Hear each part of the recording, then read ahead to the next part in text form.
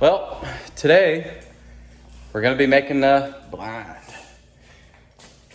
Probably what most of y'all have been looking for. I'm going to show you the material that you need, and so far as the cost, we're going to go ahead and get to it. I only spent $78 on all this stuff.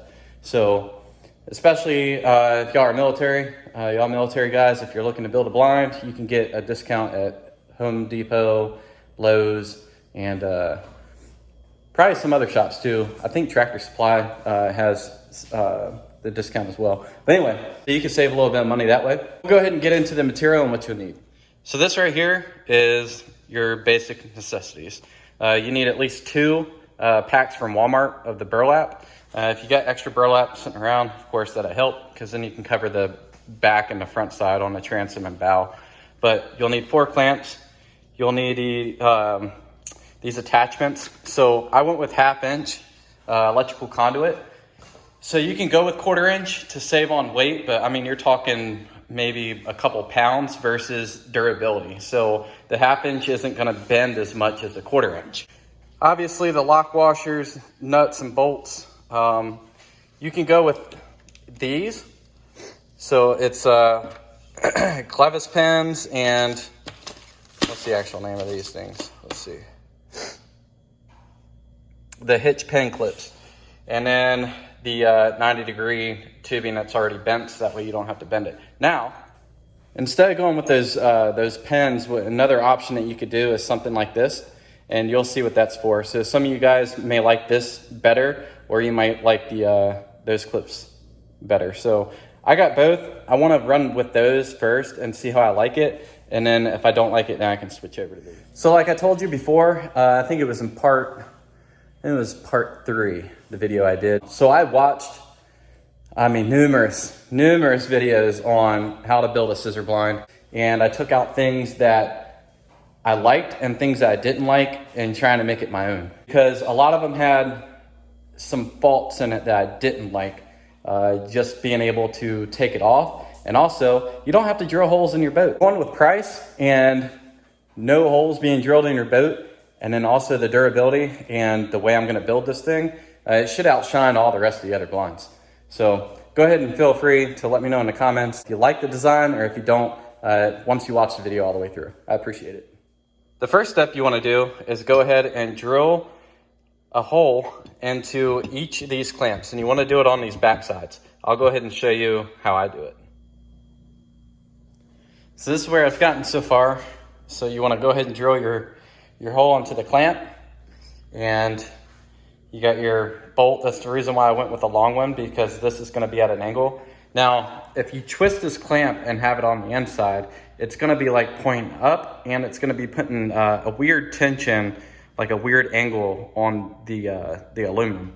So that's the reason why I have it this way, is because both things are flat, and besides, it's still going to be able to come off the trailer because it's not going to go past that. Now, when you go to do this, you want to make sure that you tap the electrical conduit. So use like a nail or a screw, and that's going to help you drill through and make a hole there. So you pretty much want to lay it out, and that way you really don't have to measure. You can just go ahead and make all your marks, and that way everything will marry up for you. But this is the back side, so the back side's done. Now I just got to do the front side. Now, taking a measurement for the actual the arm that's going to have the blind material on it. So to be able to do this, you're going to have to really not take much measurement. So sorry for the camera work here. I'm solo doing this. So you want to pretty much get the conduit where you're going to have it screwed in, and then you want to pretty much eyeball it and make a mark on the end of your clamp right there. So that way, when you have it folded down, you know that when you go to trailer the boat, it's still going to be able to fit. Because if you have it longer, when you go to load your trailer, if you don't have arms on your trailer like I do, then you don't have to worry about it. But even still, you're going to have a whole bunch of hang off on your boat. So me, I don't want it to pass that clamp, because I know that both of these clamps are going to be shorter in width to be able to get past those arms. So I'm going to end it right at the end of that clamp, and that's gonna be the measurement on pretty much all 4 arms. And then we'll go ahead and hit the next spot once I get all these cut up. All right, so I got the arms attached here. The reason why I went with this, so like I said, there's many ways to skin a cat. I'm running it off 1 bolt, and that's the reason for the clamp. So all these arms, this arm right here is connected to the main bar going across. This right here is going to give you extra support. So you can't just do it onto the clamp, because then you're going to get a lot of sway back and forth on the actual blind itself. So by doing that extra arm, it gives you stability, and then you can turn around and use that long bolt to be able to attach your arm. Now, how you're going to do the measurement on this, you can bring it up, you can sit inside the boat, you can have one side come up higher than the other, or you can have them even. It just depends on how low you sit in the boat. Me being short, I'm gonna get my hunting chair that I plan on using in the John boat, and I'm gonna place it in there. And I'm also gonna sit on the actual seat and see which way is, or which height would be the best for me. So whether if I need it lower or higher, I can go ahead and make my adjustment. I'll make my mark and then drill my hole all the way through the entire thing, so that way you can use your pen. So I'm gonna go ahead and do that, and then attach the main rail going from the main pole to the other pole, so that way you can start seeing the frame get put together. Now once you got your arms drilled and you got your pen through, now you can go ahead and pre-fit the pole. So you'll stick one pole up in there, point it back the other way, married up with this one. Take the bind out of it, so have it nice and even, and then make your mark mid knuckle right there. I'm gonna go ahead and get both of mine cut up and installed for you, and then we'll go back through. All right, so all the railing is done. Now it's time to paint. So we'll paint and then go ahead and hang the burlap. But I do have an idea before we hang the burlap. I'm not gonna do it, but it'll be an idea for y'all that are following along. So I got the burlap hung now. So I used zip ties and went ahead and spray painted those, that flat dark green color. So I'm gonna leave it hung like this to try to get those wrinkles out. I threw here on the back, what I plan on doing is using some like clips. I'll show you an example of the clip I plan on using. So like those, but those are too small. So what I'm gonna do is clip them on, and it's long enough so that way it can drape over top the motor, and it'll break up those lines.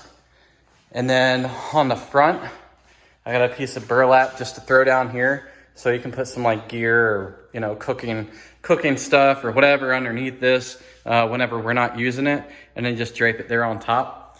And then this is zip tied down on both of those corners, but I'll use the clips down here as well. Now I have a full another sheet of burlap, so like if I'm hunting by myself, what I'm gonna do is throw it over the top, and then I'll sit in either on the back or on the front side, and I'll have a hole sticking out, so that way I can still use the blind and they can't look down inside the boat. Now the other option that you can do, let me clean out this camera here.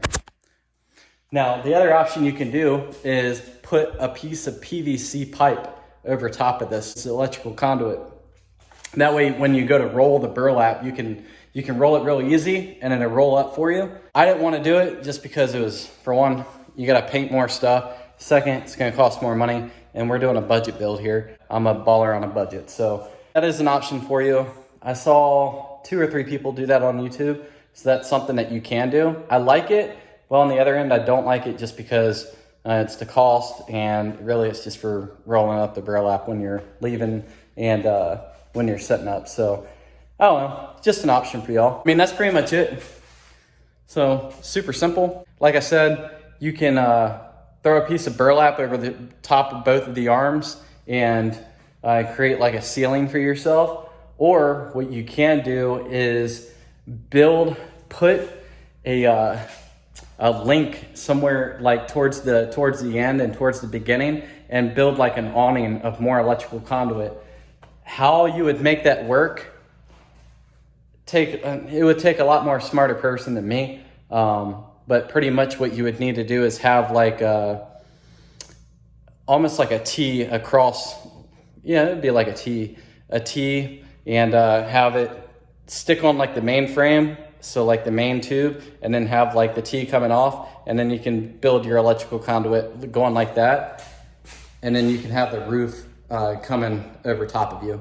I've seen some people do it, just making this actual build out of PVC instead of electrical conduit. So that's an option for you too. I didn't want to do it because that's a lot of bulk, and I'm running a long tail mud motor on this thing. So standing in this thing and driving with the frame on it, especially with the roof, that would be a little bit hard for me, but we're gonna make it work with this, and I'm gonna drive it up underneath the trees and get as close to the bank anyway. I'm not gonna be out there open water hunting with it. And even if I do, I'll use a piece of burlap just to cover me up. Oh, one last thing I completely forgot. You can paint burlap. Obviously, I'm pretty sure most of y'all know that.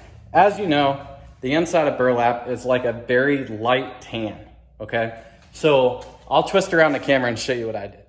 So I went ahead and hit it with that dark green spray paint to darken it up.